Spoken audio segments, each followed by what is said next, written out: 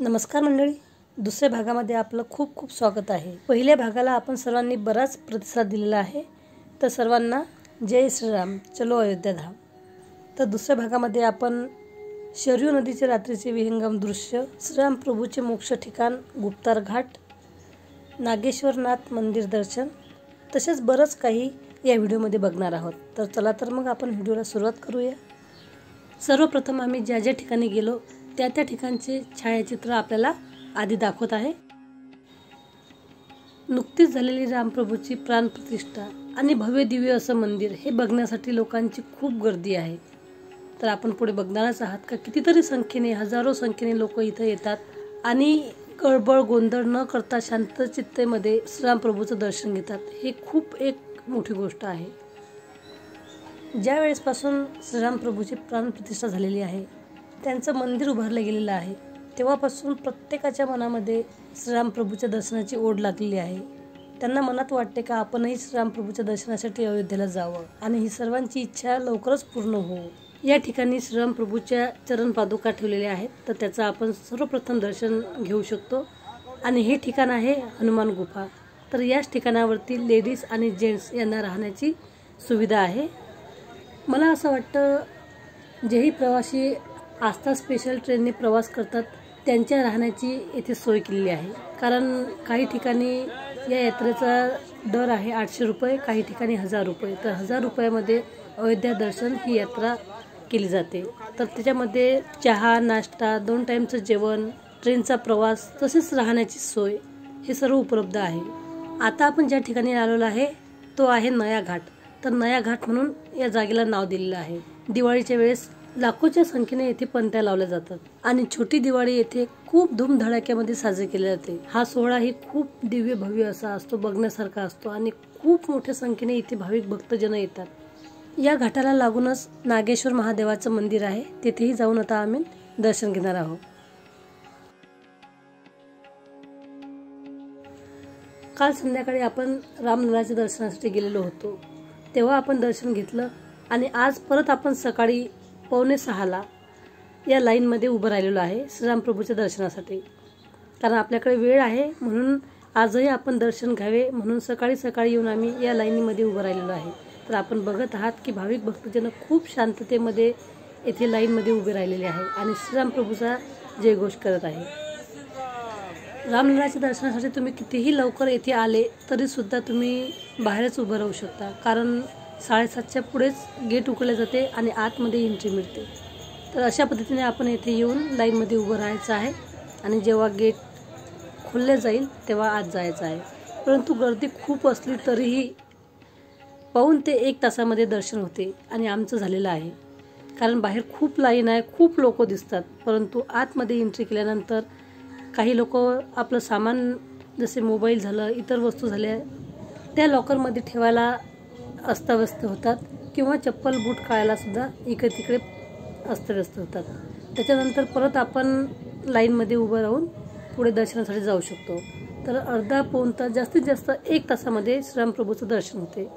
तर आता आपण आलेलो आहे शरयूच्या घाटावरती। तर हे ठिकाण आहे श्रीरामप्रभूचं मोक्ष ठिकाण। या ठिकाणी श्रीरामप्रभू गुप्त झालेले आहेत म्हणून या घाटाला गुप्तार घाट असे नाव दिलेले आहे आणि हे ठिकाण अयोध्येपासून 8 ते 10 किलोमीटर अंतरावरती आहे। तर येथे आपण ऑटो रिक्षाने जाऊ शकता।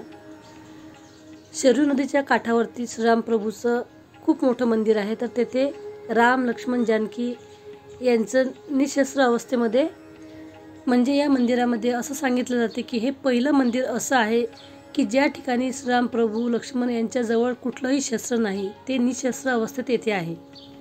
मंदिरामध्ये फोटो व्हिडिओ घेण्यास सक्त मनाई असल्यामुळे तेथे व्हिडिओ आपल्याला काढता आलेला नाही, परंतु काही फोटो आम्हाला मिळालेले आहेत, तर ते फोटो मी आधी टाकलेला आहेच। त्यानंतर शरयू नदीमध्ये यायचं आहे, शरयू नदीचे दर्शन घ्यायचे आहे, आपल्या पूर्वजांचं नाव घेऊन शरयू नदीला जल अर्पण करायचं आहे आणि मनोभावे प्रार्थना करून श्रीरामप्रभूची आराधना करायची आहे। या ठिकाणी आपण आपल्या पूर्वजांसाठी पूजा वगैरे पिंडदान करू शकतो, कारण हे ठिकाण खूप पवित्र आहे, पावन आहे।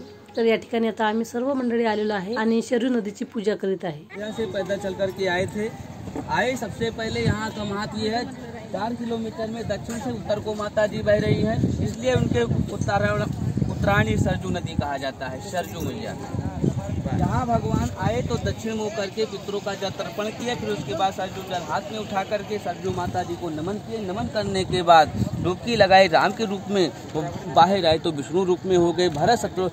भरत जी को शंख बनाए, शत्रुघ्न जी को चक्र अपने बाजू में समापित किए। समापित करने के बाद विष्णु रूप में आ गए। प्रजा को हृदय में स्थान दिया, हृदय में बसते गए और देवता के रूप में आते गए। देवता के रूप में आते गए। पीछे हनुमान जी को अजय अमर का वरदान दिया। भारत में सबसे ऊंची गद्दी हनुमान जी को मिली है, जो हनुमान गढ़ी के नाम से प्रसिद्ध है। आज भी वहाँ हनुमान जी है, किस रूप में है यह कोई नहीं जानता। आरती समय रहते हैं। जैसे सरजू जी हैं जिनका जल हम लोग पीते हैं। धरती माता जिन पर हम लोग खड़े हैं, सूर्य भगवान जिनके रूप से हम लोग चलते हैं। चौथे नंबर पर हनुमान जी हैं, जिनका जो हनुमान गढ़ी के नाम से प्रसिद्ध है। अजय अमर का वरदान है भगवान, खाली हनुमान जी को अजय अमर का वरदान है। पांचों और 5 तत्व हो गए। और बोलिए श्री रामचंद्र की जय, मैया की जय। परिवार बने रहिए, बच्चे। अयोध्येला बऱ्याच ठिकाणी झाडावरती बांबूचे टोपले असतात, तर त्या टोपल्यामध्ये अशा प्रकारचे दिवे लावलेले आहे, लाईट लावलेले आहे, तर ते खूप एक आकर्षण ठरलेलं आहे। अशा प्रकारचे दिवे लावलेले झाडावरती पहिल्यांदा बघितलेलं आहे आणि खूप छान वाटत आहे। तर बघा, लता मंगेशकर चौक आहे आणि लाईटामध्ये खूप छान दिसत आहे। हा आहे नया घाट। या ठिकाणीही शरयू नदीची आरती केली जाते आणि जी नदी आहे तिथे सुद्धा शरयू नदीची आरती केली जाते, परंतु येथे लेझर शो सुद्धा दाखवण्यात येतो आणि खूप छान अशी येथे आरती केली जाते। परंतु आम्हाला थोडासा विलंब झाल्यामुळे ही आरती आमच्या हाती लागली नाही। रात्रीच्या वेळी येथे येऊन बसणं आणि श्रीराम प्रभूचे गीत ऐकणं खूप मनाला आनंद देते, मन मोहून टाकते आणि मन हे आपलं भक्तिमय वातावरणामध्ये झुलायला लागते, डोलायला लागते। तुम्ही अयोध्येमध्ये सध्या कुठेही जा, श्रीराम प्रभूच्या गीताशिवाय आपल्या कानावर दुसरं काहीही पडणार नाही। गल्लोगल्ली ठिकाणी फक्त श्रीराम प्रभूचे गीत हेच आपल्या कानावरती पडतात। खरोखरच संसारातून जर आपल्याला थोडीफार विश्रांती पाहिजे हवी असेल, थोडीशी मुक्तता हवी असेल, तर अशा वेळी आपण तीर्थक्षेत्राला जरूर जावे। तेथे जाऊन आपण काही ना काही दान धर्म करू शकतो किंवा भजन कीर्तनामध्ये आपलं मन रमवू शकतो आणि थोडंफार संसारापासून अलिप्त राहून भगवंताच्या समीप जाण्याचा प्रयत्न करीत असतो। तर त्यासाठी अशा प्रकारच्या तीर्थक्षेत्राला भेट देणे, यात्रा करणे जरुरी आहे। जरी आपण बोलतो का देव आपल्यामध्ये आहे, कुठे तीर्थक्षेत्राला जाण्याची गरज नाही, परंतु या पृथ्वीवर जे काही आहे तर ते आपण डोळ्याने बघू शकतो आणि बघायलाच पाहिजे। जर आपल्याकडे वेळ आहे, पैसा आहे, तर अवश्य अशा ठिकाणाची आपण भेट द्यायलाच पाहिजे। शरयू नदीच्या काठावरती हा जो बोर्ड आपण बघितलेला आहे, येथे शरयू मातेचं मंदिर सुद्धा आहे। तिथेही जाऊन आपण शरयू मातेचं दर्शन करू शकता।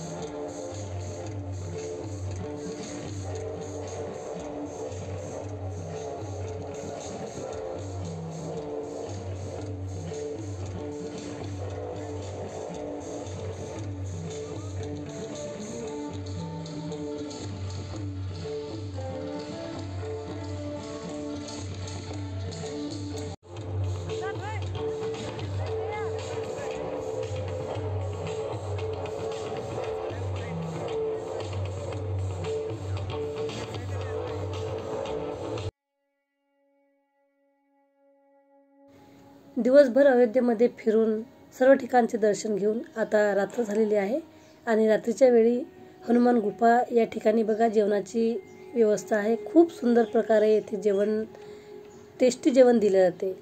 फक्त लाईनमध्ये आपल्याला यायचं आहे, उभं राहायचं आहे आणि भोजन घ्यायचं आहे। तर अशा ठिकाणी खूप छान गरमागरम जेवणाची व्यवस्था आहे आणि सर्व भाविक भक्तजन बघा लाईनमध्ये उभं राहून भोजन घेऊन भोजनाचा स्वाद घेत आहे।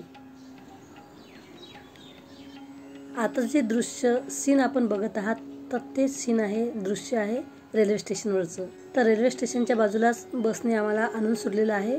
ट्रेन आहे 5 ते 5:30ची, परंतु 1:30 ते 2 वाजेपर्यंत या बसेसने आम्हाला इथे आणून सोडलेलं आहे. तर आमच्या मनात आलं की जेव्हा आपण एवढ्या लवकर स्टेशनवरती जाऊन बसणार एवढ्या उन्हामध्ये, तर कसं काय होईल. जवळजवळ 3 तास आपल्याकडे वेळ आहे आणि एवढे 3 तास आपण काय करणार आहात. परंतु रेल्वे स्टेशनवरती येऊन अशा प्रकारे येथे बसण्याची, आराम करण्याची खूप छान सोय इथे केलेली आहे. काही ठिकाणी कॉट टाकलेले आहेत, तर काही लोक बघा इथे झोपलेले आहेत, काही आराम करीत आहे, काही बसलेले आहेत. तर याला लागूनच एका ठिकाणी, ज्या ठिकाणी बसेस उभ्या होत्या त्या ठिकाणी मोठा बाजार भरवलेला आहे. तर त्या ठिकाणी देशी गूळ, राई, जिरे अशा कित्येक वस्तू विकायला ठेवलेल्या होत्या. बाजार भरलेला होता. फळं. तर आम्ही देशी गूळ आणलेला आहे, काही भाज्या आणलेल्या आहेत. तर म्हटलं चला इथून आपण काही भाजीही घेऊन जाऊ. गावठी भाजी जशी मेथी, कांद्याची पात, खुरासणी मिरची. कारण आता 2 दिवस आम्हाला ट्रेनमध्ये प्रवास करायचा होता, तर ते तोंडी लावायला म्हणून आम्ही इथे विकत घेतलेलं आहे. तर ते बसल्या बसल्या स्टेशनवरती वेळ असल्यामुळे आम्ही तो साफ करून सुद्धा घेतलेला आहे. 3 तास कोठे निघून गेले पत्ताही लागला नाही. या ठिकाणी ही उत्तम प्रकारे आराम करण्यासाठी सुविधा केलेली होती. तसेच टॉयलेट खूप क्लीन होते. तर आता आपण ट्रेनमध्ये बसलेलो आहे आणि अशा प्रकारचं बघा जेवण आणि पाणी, भरपूर पाणी कितीही प्या. तर अशी सुविधा या ट्रेनमध्ये उपलब्ध आहे. खूप सुंदर, आरामदायी हा आमचा प्रवास झालेला आहे. नेहमीसाठी स्मरणात राहील अशी ही आमची अयोध्येची यात्रा संपूर्ण झालेली आहे. तर मंडळी, आता आमचा परतीचा प्रवास सुरू झालेला आहे.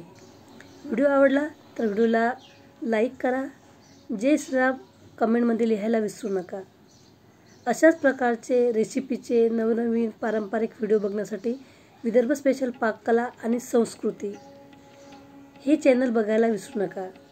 आतापर्यंत जर आपण माझ्या चॅनलला सबस्क्राईब केलं असेल तर सबस्क्राईब करा. तसेच बाजूला घंटीचं म्हणजेच बेलचं बटन असते, त्याच्यावर देखील क्लिक करा, जेणेकरून यापुढे जेही मी व्हिडिओ अपलोड करेल त्याची नोटिफिकेशन, माहिती आपल्याला त्वरित कळेल आणि माझे येणारे पुढील व्हिडिओ तुम्ही लगेच बघू शकाल. तर देवाधर्माचे, तीर्थक्षेत्राचे, निरनिराळ्या रेसिपीचे, हेल्दी आणि टेस्टी अशा रेसिपीज या चॅनलवरती तुम्हाला बघायला मिळणार आहे. त्यासाठी चॅनलला जोडून राहा. हेल्दी खा, निरोगी राहा आणि अशा प्रकारचे व्हिडिओ बघत राहा. व्हिडिओ बघितल्याबद्दल धन्यवाद मंडळी.